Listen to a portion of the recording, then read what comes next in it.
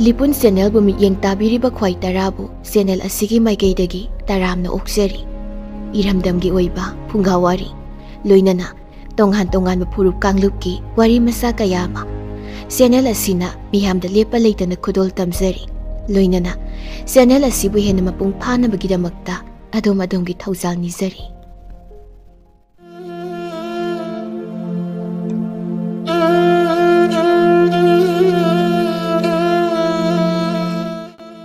mayamda khudol tamjari phungawari thauba amadi umangi hingchaba phungawari asi pathokcharakpa matamda wahai wata soikilan khiba yaurabasu tabiriba pumnamakna ngakpigani haujik lobirasi phungawari thauba amadi umangi hingchaba thaina mamangaida khungang amada yamna singba nupa ama leirami mahak puksil yamna chauba khungang adugi yaifanabata khanba misak amani matam chuppada mahakna khungang aduda leiriba angangsingda nungaiba loksing kaya pokningai oiba wari thauna phabagi wari kaya libirami maram aduna khungang adugi miyamna nupa adugi maming thauba haina kaunarami thaubagi mayum mama mapa macha masu mari mata amata leramde aduna mahakna khungang adugi yumthong khudingda nongmagi hongduna leirami miyamna su mahakpu yamna luna tawrami adubu khungang asigi mipumnamak ka hena lairaba ngakta oibanina chaningai thakningai leitabadigi yamna wana punsi hingnarami thaubana yum kayada thungluba matamda chara henduna khunjasingna wana leiramba toina thengnakhi maram aduna thauba yamna sathina nungairamde thaubana achauba kaithel amada chatladuna mamal yamlaba sana lupa mani mukta mayam ama mahaki pangal amadi loksing tana taluraga khungang adubu nungai hallage haini khalami wafam adusu khungang adugi miyamda hairamlaga thauba achauba kaithel amada chatnanaba thaurang tawkhre thaubana achauba kaithel adu tamna chatpa matamda sanglaba matam ama changba tai maram aduna numit kayani changna kaithelgi lambida chatpa thaubana pamlamde madudagidi thaubana chauraba umang ama phauduna sara adu tamna chatlagi haini khalli adubu luribadi umang adu satana thallaba mina kaya chatnadaba umang amasu oirami karigumba umang adu phauduna chatpa tarabadi masing yamlaba mioi kayana makhutta khulai matik chana pairaga chatnaba ngaktani adubu thaubadi chauraba umang aduda kanasu yaudana mathanta chatpa tarami thauba akiba amata poklamde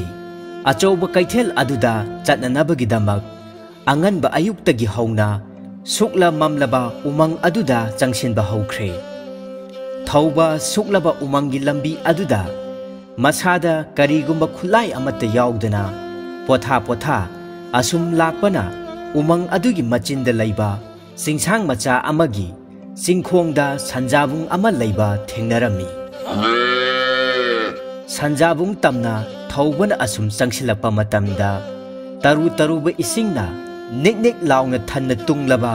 singjunggi itafam ko macha amada sanbi sanau singna ising thaklaga leibadu urami sansing adugi marakta sanbi amagi mangakta thauri lisang matek ama thurami thauri aduna singsang adugi urak aduda yasin khiduna pankhibadagi san adu yamna wana leibadu thaubana ui thauba changsinduna san adugi mangakta thuriba thauri adu lauthok pirami khudak aduda san adu khausaduna chen chongduna sanaba phangjarami thaubana khalli thauri matek ase aigi khongchat asigi khulai oina hekta oinarage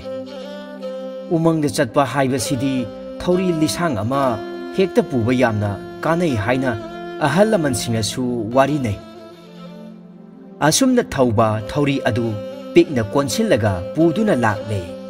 umang manungda changsinkhre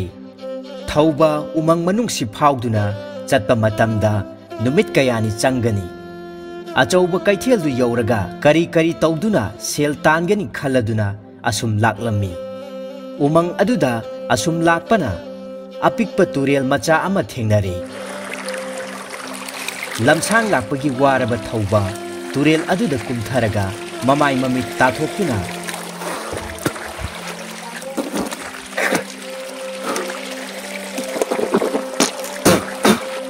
ngaihak potharami turel torban da phamduna ngaihak lairingai aduda thaubana thengu ama urai thengu aduda munne yenglaga khalli aina ngasi umang ngasi da laklibasi khaung macha sida karisu purakte adunadi thengu asisu aigi khongloi oinaba hekta pharaga khaw asida hapchilage madudagi di thaubana thengu adubu pharaga khaw aduda thauriduga punna hapchilladuna puduna umangi lambi aduda amuk lakpa haurammi anganba ayuk ngantadigi hauna asum lakpana thaubado masa pumba choktharami umang manungda hauba napi singnangtana khotpa thinbada thaubagi makhongdo ihing nahingtana sare mamai thangda thauba tasengna makhong thangba ngamsilaktre adubu chatpadi leplamde asum lakpana chauraba ujau amagi manakta thunglammi ujau adugi makhongda ngaihaktangdi potharagi khalladuna phamtharaki potha pothana ujau adugi akoibada koyeng yengladuna wakhal tawraki asum yenglakpada laptakna leiba mongchong amagi marakta achauba pung ama taduna leibadu urammi thauba phamlambadigi haugattuna mongchong tamna changchinduna pung adu khungattuna yenglammi pung adu nakan namadu saun tinglamdi aduga nakan nama adudi saun ningthina tinglammi thauba pung adu yeiduna yengbada angakpa phangna makhol haurammi pungdu yeibagi makhol du tabada manak adwaida leiramba uche waya pumnamak aki akhanga loinana khongladuna paithorakhi madudagi di thaubana khalli hais pung asisu umangi lambi asidagi yamna chauna kanaraba amadi soidana oiragani adunadi pung asisu puduna chatlage haujik pung asi tharaga aigi khongloi ahumdi surese ahanbada thauri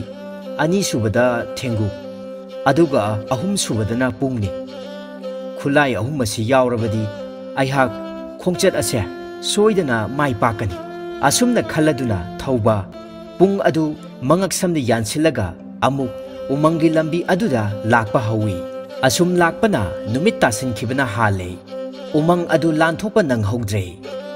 maram aduna ahing aduma umang manungda lekpa tarammi thaubana ahing leiba nungaigadaba napi singnang hogdaba akokwa mafam ama thiraga mafam aduda tumnanaba thaurang torami tapna tamna mamsilakpana ngaihaki manungda umang adu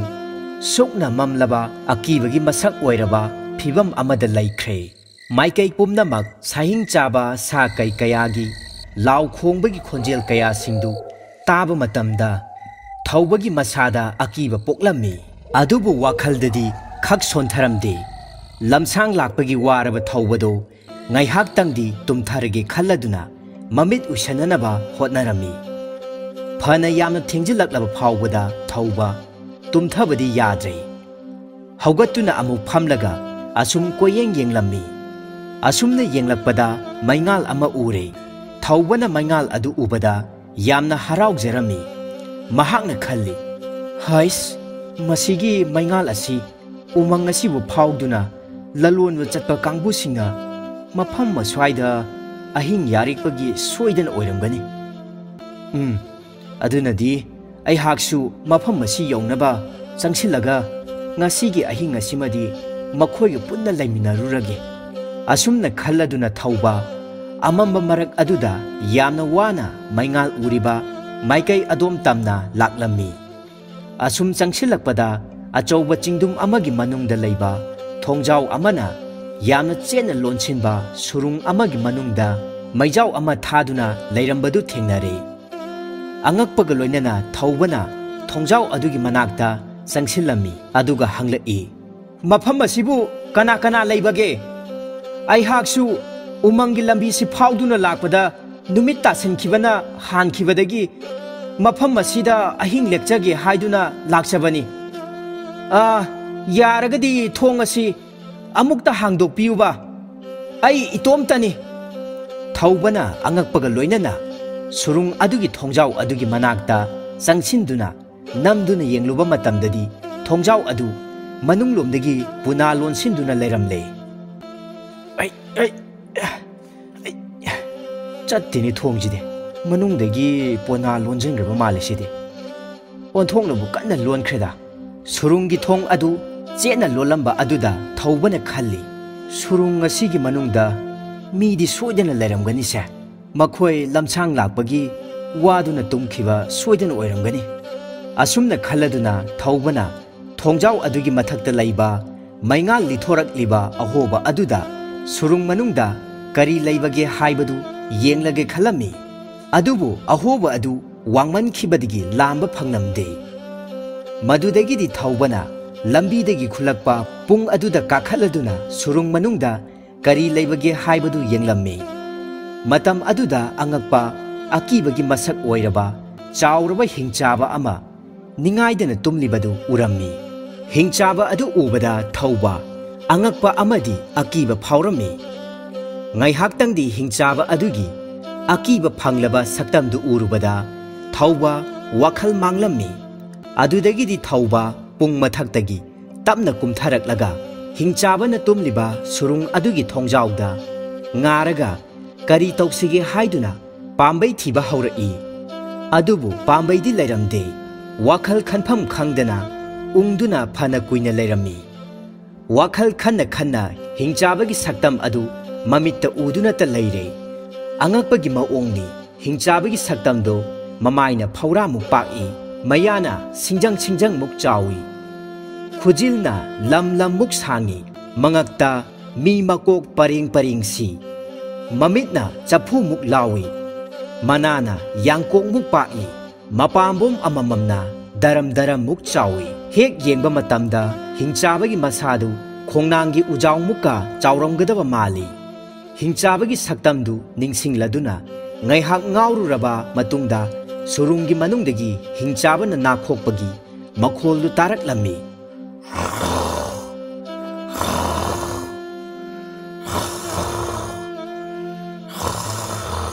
matam aduda thawbadu wakhal khangtha taraklammi karino loksing ama tawduna ngasi ahing simadi mafam asida leklage haiduna pambai asum thirai thawba wakhal lai hingchabana tumliba surung adugi thongjau adugi mapangi punadu pansilage haiduna khalammi khudakta thawba thong adugi mapandagi puna pansilli aduga thongjin aduda ngaraduna asum wakhal tawrai hingchabana nakhokpagi makhol taba matamda thawba amuksu kibana kham thenglammi thawbana khalli haujikti ahak ahing nongyai asida sokna mamlaba umang asida itomta chatpasi khudong thiningaini umangi sahing chaba nongsa kai samu saom amadi tamthiraba sa kai kaya thengnabasu yai aduna ahinga simadi aihak mafam asida asum leklage mafam asidadi hingchaba leibanina sahing chaba sa kai lakadaba mande hayeng ayuk hingchabana haugatingaida mafam asi thadoklaga hingchabana udaba mafam amada hekta lotlage haujikti mahakna mikap thorakpa tarabasu thongjau asi mapandagi puna pansinbanina hingchaba thorakpa ngamgadaba leite aduna ayuk nganta hingchabana haugatringai surung asigi thongjaugi puna asi hangdoklamlaga mafam amada lotuna leirurage aduga hingchabana thokraba matungda surung manungda changlaga kari leibage haibada hekta yenglage hingchabagi leifam asidadi sana lupa mani mukta yamna lei hainabani karigumba leiramba thoklabadi achauba kaithel aduda chatludrabasu sana lupa sing adu puraga aigi khungangda hallage asumna wakhan khalladuna thawbana thongjau adu ngaraga asum leirambadagidi ꯈꯪꯍꯧꯗꯅ ꯇꯨꯝꯊꯈ꯭ꯔꯦ꯫ ꯃꯗꯨꯗꯒꯤꯗꯤ ꯑꯍꯤꯡ ꯑꯗꯨꯃ ꯍꯧꯈ꯭ꯔꯗꯨꯅ ꯅꯣꯡꯉꯥꯜꯂꯛꯂꯦ꯫ ꯊꯧꯕꯗꯤ ꯋꯥꯃꯟꯗꯨꯅ ꯇꯨꯝꯊꯈꯤꯕꯗꯒꯤ ꯃꯤꯀꯞ ꯈꯛ ꯊꯣꯛꯂꯝꯗꯦ꯫ ꯅꯣꯡ ꯉꯥꯟꯊꯣꯔꯛꯂꯕ ꯑꯗꯨꯗ ꯍꯤꯡꯆꯥꯕꯗꯨ ꯇꯨꯝꯕ ꯍꯧꯒꯠꯂꯗꯨꯅ ꯎꯃꯪꯗ ꯃꯆꯤꯟꯖꯥꯛ ꯊꯤꯕ ꯆꯠꯂꯒꯦ ꯈꯜꯂꯗꯨꯅ ꯁꯨꯔꯨꯡꯒꯤ ꯊꯣꯡꯖꯥꯎ ꯑꯗꯨꯒꯤ ꯃꯅꯨꯡꯗꯒꯤ ꯄꯨꯅꯥ ꯍꯥꯡꯂꯒ ꯃꯄꯥꯟꯗ ꯊꯣꯛꯅꯕ ꯍꯣꯠꯅꯔꯛꯏ꯫ ꯑꯗꯨꯕꯨ ꯊꯧꯕꯅ ꯁꯨꯔꯨꯡꯒꯤ ꯊꯣꯡ ꯑꯗꯨ ꯃꯄꯥꯟꯗꯒꯤ ꯄꯨꯅꯥ ꯂꯣꯟꯁꯤꯜꯂꯝꯕꯅ ꯃꯔꯝ ꯑꯣꯏꯔꯒ ꯍꯤꯡꯆꯥꯕ ꯑꯗꯨ ꯊꯣꯡ ꯍꯥꯡꯕ ꯉꯝꯂꯝꯗꯦ꯫ ꯊꯣꯡ ꯍꯥꯡꯕ ꯌꯥꯗ꯭ꯔꯕꯗ ꯍꯤꯡꯆꯥꯕ ꯑꯗꯨꯅ ꯑꯁꯥꯎꯕꯒ ꯂꯣꯏꯅꯅ ꯊꯣꯡ ꯑꯗꯨꯗ ꯗꯣꯡ ꯗꯣꯡ ꯊꯤꯜꯂꯛꯂꯝꯃꯤ꯫ ꯍꯤꯡꯆꯥꯕꯅ ꯊꯣꯡ ꯊꯤꯜꯂꯛꯄꯒꯤ ꯃꯈꯣꯜꯗꯨ ꯇꯥꯕꯗ ꯊꯧꯕ ꯃꯤꯀꯞ ꯊꯣꯔꯛꯄꯗꯒꯤ ꯅꯣꯡ ꯄꯨꯡꯉꯥꯟ ꯉꯥꯟꯗꯨꯅ ꯂꯩꯔꯝꯂꯦ꯫ ꯊꯧꯕ ꯉꯥꯏꯍꯥꯛꯇꯪꯗꯤ ꯉꯛꯆꯥꯅꯔꯝꯃꯤ꯫ ꯅꯣꯡꯉꯥꯜꯂꯛꯄ ꯑꯗꯨꯗ ꯇꯧꯐꯝꯁꯨ ꯈꯪꯂꯝꯗꯦ꯫ ꯇꯥꯟꯖꯥ ꯑꯗꯨꯗ ꯁꯨꯔꯨꯡ ꯃꯅꯨꯡꯗꯒꯤ ꯍꯤꯡꯆꯥꯕ ꯑꯗꯨꯅ ꯌꯥꯝꯅ ꯁꯥꯎꯅ ꯂꯥꯎꯔꯛꯂꯝꯃꯤ꯫ ꯍꯥꯏ, ꯀꯅꯥꯅꯣ ꯑꯩꯒꯤ ꯊꯣꯡ ꯑꯁꯤ ꯃꯄꯥꯟꯗ ꯂꯣꯟꯁꯤꯟꯗꯨꯅ ꯊꯝꯂꯤꯕꯁꯦ? ꯍꯤꯡꯆꯥꯕꯒꯤ ꯈꯣꯟꯖꯦꯜ ꯑꯗꯨ ꯅꯣꯡ ꯈꯣꯡꯕꯃꯨꯛ ꯍꯧꯔꯛꯂꯝꯃꯤ꯫ ꯊꯧꯕ ꯑꯉꯛꯄ ꯐꯪꯅ ꯀꯤꯔꯝꯃꯤ꯫ ꯑꯗꯨꯕꯨ ꯑꯀꯤꯕ ꯐꯥꯊꯔꯒ ꯀꯔꯝꯅ ꯍꯤꯡꯆꯥꯕꯒꯤ ꯃꯈꯨꯠꯇꯒꯤ ꯅꯥꯟꯊꯣꯛꯁꯤꯒꯦ ꯍꯥꯏꯅ ꯄꯨꯛꯅꯤꯡ ꯋꯥꯈꯜ ꯐꯥꯊꯔꯗꯨꯅ ꯂꯧꯁꯤꯡ ꯄꯨꯊꯣꯛꯄ ꯍꯧꯔꯛꯂꯝꯃꯤ꯫ ꯊꯧꯕꯅ ꯈꯜꯂꯤ, ꯍꯩꯁ, ꯍꯧꯖꯤꯛꯇꯤ ꯑꯩ ꯀꯤꯕꯒꯤ ꯃꯇꯝ ꯅꯠꯇꯦ꯫ ꯆꯦꯜꯂꯕꯁꯨ ꯀꯔꯤꯁꯨ ꯀꯥꯟꯅꯔꯔꯣꯏ꯫ ꯑꯗꯨꯅ ꯑꯩ ꯂꯧꯁꯤꯡꯒꯤ ꯄꯥꯝꯕꯩ ꯁꯤꯖꯤꯟꯅꯗꯨꯅ ꯍꯤꯡꯆꯥꯕ ꯑꯁꯦ ꯃꯐꯝ ꯑꯁꯤꯗꯒꯤ ꯇꯥꯟꯊꯣꯛꯈꯤꯗꯕ ꯌꯥꯗꯦ꯫ ꯑꯗꯨꯅ ꯍꯤꯡꯆꯥꯕꯅ ꯋꯥ ꯉꯥꯡꯂꯛꯄ ꯈꯨꯗꯤꯡꯒꯤ ꯑꯩꯅ ꯄꯨꯔꯛꯄ ꯄꯨꯡ ꯑꯁꯤꯅ ꯍꯦꯛꯇ ꯀꯟꯅ ꯀꯟꯅ ꯊꯤꯜꯂꯒ ꯍꯤꯡꯆꯥꯕ ꯑꯁꯤꯒꯤ ꯄꯥꯎꯈꯨꯝ ꯄꯤꯔꯒꯦ꯫ ꯃꯇꯝꯗꯨꯗ ꯍꯤꯡꯆꯥꯕ ꯑꯁꯤꯅ ꯀꯔꯤ ꯈꯟꯒꯦ ꯍꯥꯏꯕꯗꯣ ꯃꯌꯦꯡꯂꯒꯦ꯫ ꯂꯧꯁꯤꯡ ꯇꯧꯔꯒꯦ ꯍꯥꯏꯅ ꯈꯜꯂꯝꯃꯤ꯫ ꯇꯥꯟꯖꯥ ꯑꯗꯨꯗ ꯍꯤꯡꯆꯥꯕ ꯑꯗꯨ ꯑꯃꯨꯛꯀꯁꯨ ꯍꯥꯏꯔꯛꯏ, ꯍꯥꯏ, ꯀꯅꯥꯅꯣ ꯃꯄꯥꯟꯗ ꯂꯩꯔꯤꯕꯗꯣ? ꯃꯄꯥꯟꯗ ꯊꯣꯡ ꯂꯣꯜꯂꯤꯕꯁꯤ ꯌꯥꯝꯅ ꯊꯨꯅ ꯍꯥꯡꯉꯨ꯫ ꯊꯧꯕꯅ ꯋꯥ ꯑꯃꯠꯇ ꯉꯥꯡꯗꯅ ꯄꯨꯡ ꯑꯗꯨ ꯌꯩꯔꯛꯏ꯫ ꯑꯃꯨꯛꯇ ꯇꯥꯈꯤꯗ꯭ꯔꯤꯕ ꯄꯨꯡ ꯑꯗꯨꯒꯤ ꯃꯈꯣꯜ ꯑꯗꯨ ꯇꯥꯕꯗ ꯍꯤꯡꯆꯥꯕ ꯑꯗꯨ ꯑꯀꯤꯕ ꯐꯥꯎꯏ꯫ ꯉꯥꯏꯍꯥꯛ ꯀꯔꯤ ꯃꯈꯣꯜꯅꯣ ꯍꯥꯏꯗꯨꯅ ꯑꯁꯨꯝ ꯈꯜꯂꯤ꯫ ꯑꯗꯨꯕꯨ ꯈꯪꯕ ꯉꯝꯗꯕꯗꯒꯤ ꯍꯤꯡꯆꯥꯕ ꯑꯗꯨ ꯑꯃꯨꯛ ꯑꯀꯤꯕ ꯄꯣꯛꯄꯒꯤ ꯃꯑꯣꯡꯗ ꯈꯔ ꯇꯞꯅ ꯍꯥꯏꯔꯛꯏ, ꯅꯍꯥꯛꯄꯨ ꯀꯅꯥꯅꯣ? ꯊꯣꯡ ꯍꯥꯡꯉꯨ, ꯅꯁꯛꯇꯣ ꯑꯃꯨꯛꯇ ꯌꯦꯡꯒꯦ꯫ ꯍꯟꯗꯛꯁꯨ ꯊꯧꯕꯅ ꯋꯥ ꯀꯔꯤꯁꯨ ꯍꯥꯏꯗꯅ ꯄꯨꯡ ꯑꯗꯨ ꯑꯃꯨꯛ ꯌꯩꯔꯛꯂꯝꯃꯤ꯫ ꯄꯨꯡꯒꯤ ꯃꯈꯣꯜꯗꯨ ꯇꯥꯕꯗ ꯍꯤꯡꯆꯥꯕ ꯑꯗꯨ ꯍꯟꯗꯛꯇꯤ ꯇꯁꯦꯡꯅ ꯀꯤꯔꯦ꯫ ꯃꯔꯝ ꯑꯗꯨꯅ ꯑꯀꯤꯕꯒ ꯂꯣꯏꯅꯅ ꯍꯤꯡꯆꯥꯕ ꯑꯗꯨꯅ ꯅꯣꯂꯣꯛꯅ ꯍꯥꯏꯖꯔꯛꯏ, ꯃꯄꯥꯟꯗ ꯂꯩꯔꯤꯕ ꯑꯗꯣꯝꯕꯨ ꯀꯅꯥꯅꯣ? ꯆꯥꯟꯕꯤꯗꯨꯅ ꯃꯄꯥꯟꯗꯒꯤ ꯊꯣꯡ ꯑꯁꯦ ꯑꯃꯨꯛꯇ ꯍꯥꯡꯗꯣꯛꯄꯤꯔꯛꯎ꯫ ꯑꯩꯍꯥꯛ ꯁꯨꯔꯨꯡ ꯃꯅꯨꯡ ꯑꯁꯤꯗ ꯃꯄꯨꯡ ꯐꯥꯅ ꯂꯦꯞꯈꯠꯄ ꯌꯥꯗꯕꯅ ꯌꯥꯝꯅ ꯋꯥꯔꯦ꯫ ꯃꯄꯥꯟꯗ ꯊꯣꯔꯛꯂꯒ ꯑꯃꯨꯛꯇ ꯁꯛ ꯈꯪꯅꯁꯤ꯫ ꯑꯩꯈꯣꯏ ꯑꯅꯤ ꯃꯔꯨꯞ ꯑꯣꯏꯁꯤ꯫ ꯍꯤꯡꯆꯥꯕ ꯑꯗꯨ ꯇꯁꯦꯡꯅ ꯀꯤꯔꯦ꯫ ꯑꯗꯨꯕꯨ ꯍꯟꯗꯛꯁꯨ ꯋꯥ ꯀꯔꯤꯁꯨ ꯉꯥꯡꯗꯅ ꯃꯥꯒꯤ ꯄꯨꯡ ꯑꯗꯨ ꯍꯥꯟꯅꯗꯒꯤ ꯍꯦꯟꯅ ꯀꯟꯅ ꯀꯟꯅ ꯑꯃꯨꯛ ꯌꯩꯔꯛꯏ꯫ ꯍꯤꯡꯆꯥꯕꯗꯨ ꯇꯁꯦꯡꯅ ꯀꯤꯕꯅ ꯂꯣꯏꯔꯦ꯫ ꯀꯔꯤ ꯇꯧꯔꯒ ꯁꯨꯔꯨꯡꯒꯤ ꯃꯄꯥꯟꯗ ꯊꯣꯛꯄ ꯐꯪꯒꯅꯤ ꯈꯟꯕꯗ ꯄꯥꯝꯕꯩ ꯂꯩꯇ꯭ꯔꯦ꯫ ꯍꯤꯡꯆꯥꯕꯗꯨ ꯇꯁꯦꯡꯅꯁꯨ ꯀꯤꯔꯦ꯫ ꯑꯗꯨꯒ ꯃꯅꯨꯡꯗ ꯂꯩꯕꯁꯨ ꯃꯄꯨꯡ ꯐꯥꯅ ꯂꯦꯞꯈꯠꯄ ꯌꯥꯗꯕꯗꯒꯤ ꯌꯥꯝꯅ ꯋꯥꯔꯝꯃꯦ꯫ ꯃꯅꯨꯡꯗꯒꯤ ꯍꯤꯡꯆꯥꯕꯅ ꯍꯥꯏꯔꯛꯏ, ꯑꯗꯣꯝꯕꯨ ꯀꯅꯥꯅꯣ? ꯑꯃꯨꯛꯇꯪꯗꯤ ꯍꯥꯏꯕꯤꯌꯨ꯫ ꯆꯥꯟꯕꯤꯗꯨꯅ ꯊꯣꯡꯁꯦ ꯑꯃꯨꯛꯇꯪꯗꯤ ꯍꯥꯡꯗꯣꯛꯄꯤꯌꯨ꯫ ꯑꯩꯒꯤ ꯃꯇꯦꯡꯁꯦ ꯑꯃꯨꯛꯇ ꯄꯥꯡꯕꯤꯌꯨ꯫ ꯄꯥꯏꯔꯠꯀꯤ ꯂꯧꯁꯤꯡ ꯂꯩꯔꯕ ꯊꯧꯕꯅ ꯍꯤꯡꯆꯥꯕꯗꯨ ꯇꯁꯦꯡꯅ ꯀꯤꯔꯦ ꯍꯥꯏꯕ ꯈꯪꯕ ꯉꯝꯂꯦ꯫ ꯃꯗꯨꯗꯒꯤꯗꯤ ꯊꯧꯕꯅ ꯊꯧꯅꯥ ꯐꯅ ꯈꯣꯟꯖꯦꯜ ꯉꯪꯂꯗꯨꯅ ꯍꯤꯡꯆꯥꯕꯗ ꯑꯁꯨꯝꯅ ꯍꯥꯏꯔꯛꯏ, ꯑꯩꯍꯥꯛ ꯍꯤꯡꯆꯥꯕꯒꯤ ꯅꯤꯡꯊꯧꯅꯤ꯫ ꯅꯤꯡꯊꯧ ꯂꯥꯛꯂꯦ ꯍꯥꯏꯕ ꯈꯪꯂ ꯐꯥꯎꯕꯗ ꯁꯨꯔꯨꯡ ꯃꯅꯨꯡꯗ ꯅꯍꯥꯛꯅ ꯇꯨꯝꯗꯨꯅ ꯂꯩꯔꯤꯕ ꯀꯔꯤꯒꯤꯅꯣ? ꯁꯨꯔꯨꯡ ꯑꯁꯤ ꯊꯥꯗꯣꯛꯇꯨꯅ ꯊꯨꯅ ꯆꯠꯈ꯭ꯔꯣ꯫ ꯅꯠꯇ꯭ꯔꯕꯗꯤ ꯅꯍꯥꯛ ꯉꯁꯤꯗꯤ ꯑꯩꯒꯤ ꯆꯤꯟꯖꯥꯛ ꯑꯣꯏꯊꯣꯛꯄ ꯇꯥꯕꯅꯤ꯫ ꯋꯥꯐꯝ ꯑꯁꯤ ꯍꯥꯏꯔꯗꯨꯅ ꯊꯧꯕꯅ ꯄꯨꯡ ꯑꯗꯨ ꯑꯃꯨꯛ ꯌꯩꯔꯛꯂꯝꯃꯤ꯫ ꯄꯨꯡꯒꯤ ꯃꯈꯣꯜꯒ ꯂꯣꯏꯅꯅ ꯊꯧꯕ ꯌꯥꯝꯅ ꯊꯧꯅꯥ ꯐꯕ ꯁꯥꯔꯗꯨꯅ ꯍꯥꯏꯈꯤꯕ ꯋꯥꯍꯩ ꯑꯗꯨ ꯇꯥꯕꯗ ꯍꯤꯡꯆꯥꯕ ꯑꯗꯨ ꯑꯃꯨꯛꯀ ꯍꯦꯟꯅ ꯀꯤꯔꯝꯃꯤ꯫ ꯑꯗꯨꯕꯨ ꯍꯤꯡꯆꯥꯕꯅ ꯑꯀꯤꯕꯗꯨ ꯐꯥꯊꯔꯒ ꯍꯤꯡꯆꯥꯕꯒꯤ ꯅꯤꯡꯊꯧꯅꯤ ꯍꯥꯏꯕ ꯑꯀꯟꯕ ꯑꯗꯨꯒ ꯀꯔꯤꯒꯨꯝꯕ ꯆꯥꯡꯌꯦꯡ ꯑꯃ ꯇꯧꯗꯨꯅ ꯉꯝꯊꯣꯛꯅꯕ ꯄꯥꯝꯂꯝꯃꯤ꯫ ꯍꯤꯡꯆꯥꯕꯅ ꯁꯨꯔꯨꯡ ꯃꯅꯨꯡꯗꯒꯤ ꯑꯃꯨꯛ ꯑꯁꯨꯝꯅ ꯍꯥꯏꯔꯛꯏ, ꯅꯍꯥꯛꯄꯨ ꯑꯩꯅ ꯍꯤꯡꯆꯥꯕꯒꯤ ꯅꯤꯡꯊꯧꯅꯤ ꯍꯥꯏꯕꯁꯤ ꯀꯔꯝꯅ ꯈꯪꯕ ꯉꯝꯒꯗꯧꯔꯤꯕꯅꯣ? ꯁꯨꯔꯨꯡꯒꯤ ꯊꯣꯡ ꯑꯁꯤ ꯍꯥꯡꯗꯣꯛꯎ, ꯁꯛꯈꯪ ꯃꯥꯏꯈꯪꯅꯁꯤ, ꯅꯠꯇ꯭ꯔꯕꯗꯤ ꯅꯍꯥꯛꯄꯨ ꯍꯤꯡꯆꯥꯕꯒꯤ ꯅꯤꯡꯊꯧꯅꯤ ꯍꯥꯏꯕꯁꯤ ꯈꯪꯅꯅꯕ ꯑꯩꯉꯣꯟꯗ ꯅꯪꯒꯤ ꯅꯇꯤꯛ ꯅꯒꯨꯟ ꯑꯩꯉꯣꯟꯗ ꯎꯠꯂꯨ꯫ ꯃꯇꯝ ꯑꯗꯨꯗ ꯊꯧꯕꯅ ꯊꯧꯅꯥ ꯐꯅ ꯈꯨꯝꯂꯛꯏ, ꯍꯧꯖꯤꯛꯇꯤ ꯊꯣꯡ ꯍꯥꯡꯕꯒꯤ ꯃꯇꯝ ꯍꯦꯟꯈ꯭ꯔꯦ꯫ ꯅꯍꯥꯛ ꯁꯨꯔꯨꯡ ꯃꯅꯨꯡꯗ ꯑꯩꯅ ꯍꯥꯠꯂꯒꯅꯤ꯫ ꯑꯩꯒꯤ ꯏꯒꯨꯟ ꯈꯪꯅꯤꯡꯂꯕꯗꯤ ꯅꯍꯥꯛ ꯁꯨꯔꯨꯡ ꯃꯅꯨꯡꯗ ꯁꯤꯔꯝꯗꯥꯏꯒꯤ ꯃꯤꯀꯨꯞ ꯈꯔ ꯑꯁꯤꯗ ꯀꯔꯤꯅꯣ ꯅꯪꯅ ꯑꯄꯥꯝꯕ ꯑꯃ ꯑꯩꯉꯣꯟꯗ ꯍꯦꯛꯇ ꯍꯥꯏꯕ ꯌꯥꯒꯅꯤ꯫ ꯅꯪꯒ ꯑꯩꯒ ꯀꯅꯥꯅ ꯍꯦꯟꯅ ꯀꯟꯕꯒꯦ ꯑꯃꯗꯤ ꯋꯥꯡ ꯆꯥꯎꯕꯒꯦ ꯍꯥꯏꯕꯗු ꯈꯪꯅꯅꯕ ꯅꯪꯅ ꯇꯥꯟꯅꯅꯤꯡꯕ ꯍꯤꯔꯝꯗꯨ ꯑꯩꯉꯣꯟꯗ ꯍꯥꯏꯔꯛꯄ ꯌꯥꯒꯅꯤ꯫ ꯃꯗꯨꯗꯒꯤꯗꯤ ꯍꯤꯡꯆꯥꯕ ꯑꯗꯨ ꯉꯥꯏꯍꯥꯛ ꯑꯁꯨꯝ ꯋꯥꯈꯜ ꯈꯜꯂꯝꯃꯤ꯫ ꯑꯗꯨꯒ ꯌꯥꯝꯅ ꯃꯨꯟꯅ ꯈꯜꯂꯕꯒꯤ ꯃꯇꯨꯡꯗ ꯍꯤꯡꯆꯥꯕ ꯑꯗꯨꯅ ꯍꯥꯏꯔꯛꯏ, ꯐꯔꯦ, ꯑꯗꯨꯗꯤ ꯅꯍꯥꯛ ꯀꯌꯥꯝ ꯋꯥꯡ ꯆꯥꯎꯕꯅꯣ ꯍꯥꯏꯕꯗꯨ ꯈꯪꯅꯅꯕ ꯑꯩꯒꯤ ꯁꯝꯒ ꯅꯪꯒꯤ ꯁꯝꯒ ꯆꯥꯡꯗꯝꯅꯁꯤ꯫ ꯁꯝ ꯑꯅꯤ ꯑꯁꯤ ꯀꯅꯥꯅ ꯍꯦꯟꯅ ꯆꯥꯎꯕꯒꯦ ꯑꯃꯗꯤ ꯁꯥꯡꯕꯒꯦ ꯍꯥꯏꯕꯗꯨ ꯁꯝ ꯑꯃꯃꯝꯅ ꯀꯣꯛꯇꯒꯤ ꯐꯣꯏꯅꯔꯒ ꯆꯥꯡꯗꯝꯅꯔꯁꯤ꯫ ꯑꯗꯨꯒ ꯁꯝ ꯆꯥꯎꯕ ꯁꯥꯡꯕ ꯍꯦꯟꯕ ꯑꯗꯨꯅ ꯍꯦꯟꯅ ꯀꯟꯕ ꯉꯝꯕ ꯁꯛꯅꯔꯁꯤ꯫ ꯅꯍꯥꯛꯅ ꯑꯄꯥꯝꯕ ꯑꯅꯤꯡꯕ ꯂꯣꯏꯅ ꯌꯥꯏ, ꯑꯗꯨꯕꯨ ꯅꯍꯥꯛꯅ ꯍꯥꯟꯅ ꯑꯩꯉꯣꯟꯗ ꯎꯠꯂꯨ꯫ ꯃꯗꯨꯗꯒꯤꯗꯤ ꯈꯨꯗꯛ ꯑꯗꯨꯗ ꯍꯤꯡꯆꯥꯕ ꯑꯗꯨꯅ ꯃꯀꯣꯛꯇꯒꯤ ꯁꯝ ꯑꯃ ꯊꯠꯇꯨꯅ ꯊꯣꯡꯖꯥꯎꯒꯤ ꯁꯨꯔꯨꯡꯒꯤ ꯑꯍꯣꯕ ꯃꯈꯨꯜ ꯑꯗꯨꯗ ꯂꯪꯊꯔꯛꯏ꯫ ꯊꯧꯔꯤ ꯃꯆꯥꯃꯨꯛ ꯆꯥꯎꯕ, ꯋꯥ ꯁꯃꯨꯛ ꯁꯥꯡꯕ, ꯍꯦꯛ ꯌꯦꯡꯕꯗ ꯊꯧꯔꯤ ꯃꯥꯟꯕ ꯍꯤꯡꯆꯥꯕꯒꯤ ꯃꯁꯝ ꯑꯗꯨ ꯂꯩꯃꯥꯏꯗ ꯄꯣꯞ ꯂꯥꯎꯅ ꯇꯥꯔꯛꯄ ꯃꯇꯝꯗ ꯊꯧꯕ ꯁ꯭ꯋꯥꯏ ꯂꯥꯎꯏ, ꯍꯨꯃꯥꯡ ꯀꯥꯔꯛꯏ, ꯑꯀꯤꯕ ꯐꯥꯎꯏ꯫ ꯑꯗꯨꯕꯨ ꯈꯨꯗꯛꯇ ꯊꯧꯕ ꯂꯧꯁꯤꯡ ꯂꯥꯛꯂꯝꯃꯤ꯫ ꯃꯗꯨꯗꯒꯤꯗꯤ ꯊꯧꯕꯅ ꯁꯟꯖꯥꯕꯨꯡꯗꯒꯤ ꯄꯨꯔꯛꯄ ꯊꯧꯔꯤ ꯑꯗꯨ ꯁꯨꯔꯨꯡ ꯃꯅꯨꯡꯗ ꯂꯪꯁꯤꯟꯈꯤꯔꯝꯃꯤ꯫ ꯁꯟ ꯄꯨꯟꯕꯒꯤ ꯊꯧꯔꯤ ꯑꯗꯨ ꯍꯤꯡꯆꯥꯕꯒꯤ ꯃꯃꯥꯡꯗ ꯄꯨꯞ ꯂꯥꯎꯅ ꯇꯥꯔꯝꯃꯤ꯫ ꯍꯤꯡꯆꯥꯕꯒꯤ ꯃꯁꯝ ꯑꯗꯨ ꯊꯧꯔꯤꯅ ꯁꯔꯨꯛ ꯑꯅꯤꯔꯣꯝ ꯍꯦꯟꯅ ꯆꯥꯎꯔꯝꯃꯤ ꯑꯃꯁꯨꯡ ꯁꯥꯡꯕꯁꯨ ꯍꯦꯜꯂꯝꯃꯤ꯫ ꯍꯤꯡꯆꯥꯕꯅ ꯊꯧꯔꯤ ꯑꯗꯨ ꯄꯥꯏꯈꯠꯇꯨꯅ ꯌꯦꯡꯂꯒ, ꯍꯤꯡꯆꯥꯕ ꯅꯤꯡꯊꯧꯒꯤ ꯁꯝ ꯑꯁꯤꯗꯤ ꯌꯥꯝꯅ ꯆꯥꯎ ꯁꯥꯡꯕ ꯖꯥꯠꯅꯤꯗꯅ꯫ ꯑꯗꯨꯅꯗꯤ ꯍꯤꯡꯆꯥꯕ ꯅꯤꯡꯊꯧꯅ ꯑꯩꯉꯣꯟꯗꯒꯤ ꯍꯦꯟꯅ ꯋꯥꯡ ꯆꯥꯎꯕ ꯑꯃꯗꯤ ꯀꯟꯕ ꯖꯥꯠꯅꯤ꯫ ꯃꯔꯝ ꯑꯗꯨꯗꯒꯤ ꯍꯤꯡꯆꯥꯕ ꯑꯗꯨꯅ ꯃꯀꯣꯛꯇꯒꯤ ꯍꯤꯛꯄꯤ ꯍꯪꯉꯣꯏꯃꯨꯛ ꯆꯥꯎꯕ ꯑꯃ ꯐꯥꯔꯝꯃꯤ꯫ ꯑꯗꯨꯒ ꯍꯥꯏꯔꯛꯏ, ꯑꯔꯣꯏꯕ ꯑꯣꯏꯅ ꯀꯣꯛꯇ ꯂꯩꯕ ꯍꯤꯛꯄꯤ ꯑꯁꯤ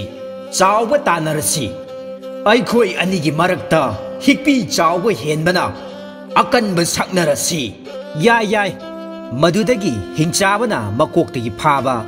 ꯃꯣꯔꯦ ꯍꯪꯉꯣꯏꯃꯨꯛ ꯆꯥꯎꯕ ꯍꯤꯛꯄꯤ ꯑꯗꯨ ꯍꯤꯡꯆꯥꯕ ꯑꯩꯒꯤ ꯍꯤꯛꯄꯤꯁꯤ ꯀꯌꯥꯃꯨꯛ ꯍꯦꯟꯅ ꯆꯥꯎꯒꯦ ꯍꯥꯏꯕꯗꯨ ꯌꯦꯡꯖꯧꯁꯦ ꯍꯥꯏꯔꯗꯨꯅ ꯁꯨꯔꯨꯡꯒꯤ ꯃꯄꯥꯟꯗ ꯂꯪꯊꯣꯔꯛꯏ꯫ ꯍꯤꯡꯆꯥꯕꯒꯤ ꯍꯤꯛꯄꯤ ꯑꯗꯨ ꯌꯦꯡꯂꯒ ꯊꯧꯕꯅ ꯍꯥꯏꯔꯛꯏ,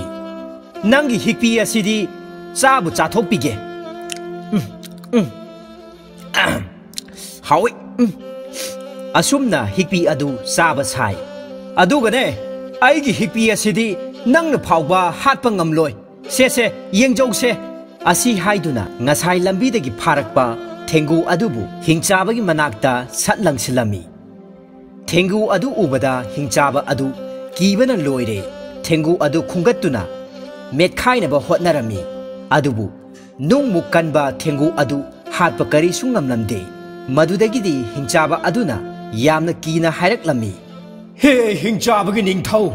ꯑꯩ ꯅꯐꯝꯗ ꯂꯥꯟꯈ꯭ꯔꯦ꯫ ꯑꯩ ꯅꯐꯝꯗ ꯈꯨꯔꯨꯝꯖꯔꯒꯦ꯫ ꯅꯨꯡꯉꯥꯏꯔꯕ ꯁꯨꯔꯨꯡ ꯑꯁꯤꯗ ꯑꯩꯈꯣꯏ ꯑꯅꯤ ꯂꯩꯃꯤꯟꯅꯔꯁꯤ꯫ ꯑꯩꯍꯥꯛ ꯅꯍꯥꯛꯀꯤ ꯊꯧꯒꯜ ꯇꯧꯅꯕ ꯂꯩꯖꯔꯒꯦ꯫ ꯃꯄꯥꯟꯗꯒꯤ ꯊꯣꯡ ꯑꯁꯤ ꯑꯃꯨꯛꯇꯗꯤ ꯍꯥꯡꯗꯣꯛꯄꯤꯌꯨ꯫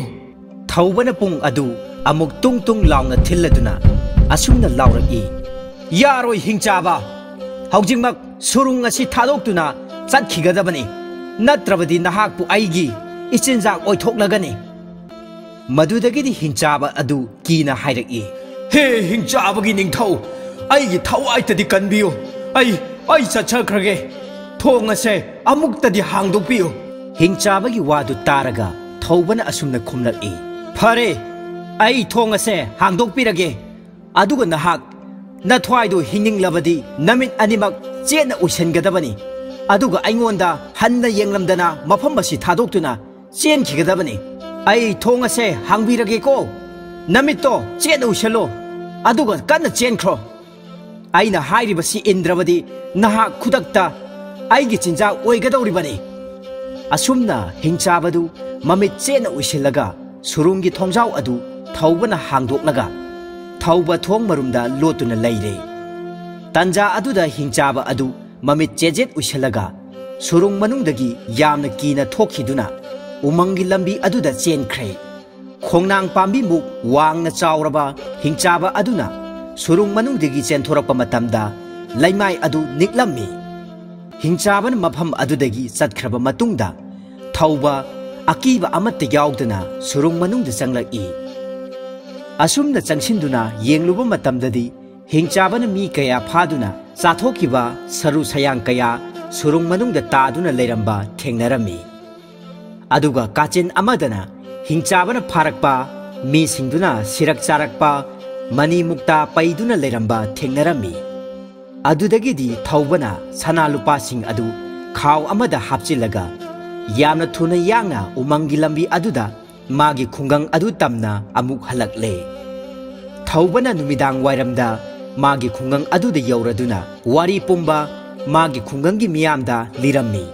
asumna thaubana sana lupa kaya sing adu khungangi lairaba imung kaya singda yenthoklammi asumna thaubagi mapaldagi khungang aduda lairaba leitana nungai yaifana pankhirami